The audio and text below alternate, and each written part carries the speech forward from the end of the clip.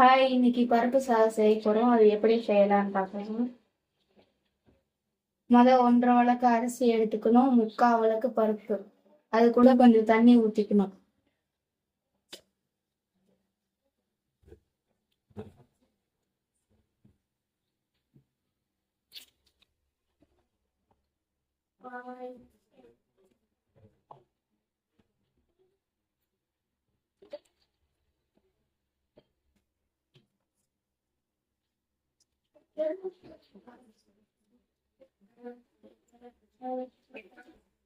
தேவையான அளவு உப்பு போட்டுக்கலாம். அது கூடவே 3 பழம் தக்காளி,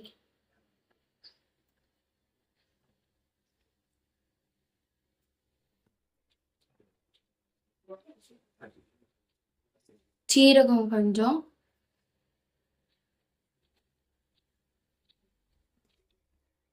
மஞ்சள் பொடி கொஞ்சம்,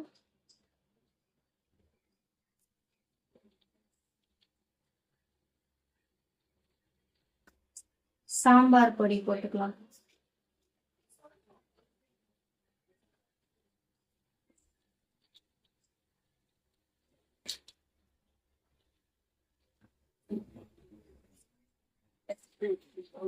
இதெல்லாம் போட்டுட்டு தேவையான அளவு பெருங்காயம் போட்டுக்கலாம்.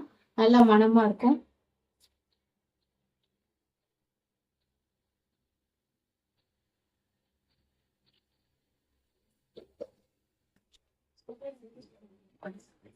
ஒரு கிண்டி ஊற்றிட்டு மூடி வச்சா வெந்துடும். அப்புறமா நம்ம தாளிச்சு ஊற்றணும்.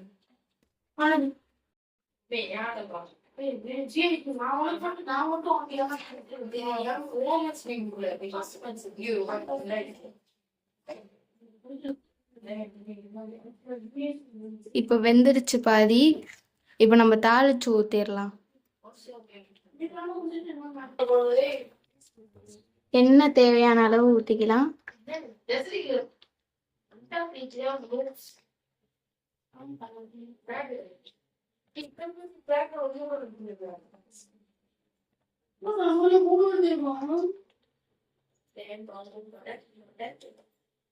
தாளிக்கும் போது வெங்காயத்தை போட்டுலாம், அப்புறம் கருவேப்பிலை, அதுக்கப்புறம் கொஞ்சம் கடுகு.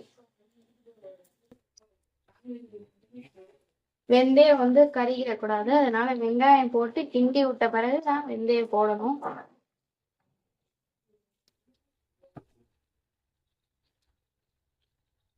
வெந்தயம் நிறைய போட்டா கசக்கும். 1 ஸ்பூன் மட்டும் நம்ம போட்டுக்கலாம்.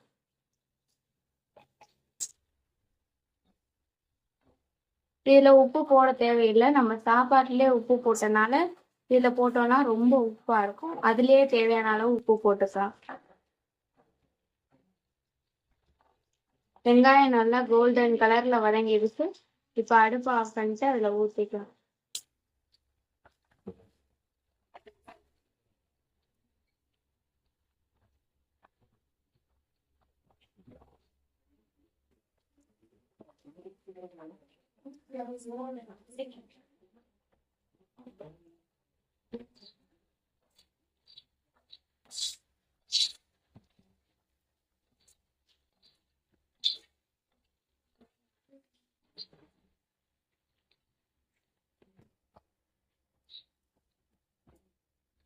நல்லா கிண்டி விட்டுக்கலாம்.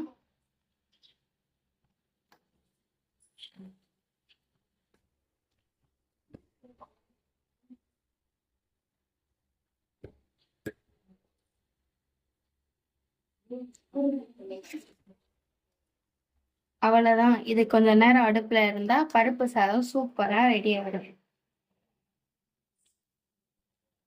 சிம்மில் வச்சு தம் வைக்கலாம்.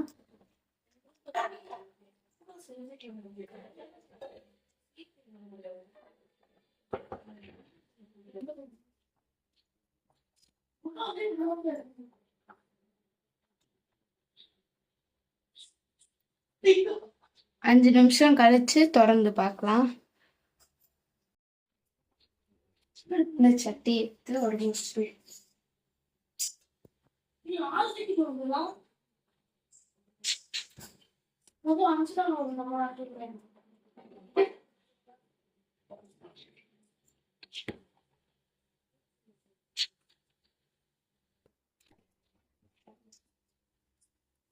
பார்க்குறதுக்கு ரொம்ப தண்ணியாக இருக்கிற மாதிரி தெரியும், ஆனால் கொஞ்ச நேரம் கழித்து பார்த்தீங்கன்னா அப்படியே கட்டி ஆயிரும்.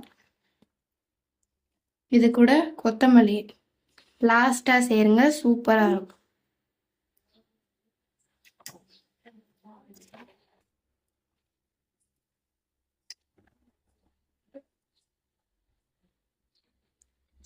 சூப்பரான பருப்பு சாதம் ரெடி.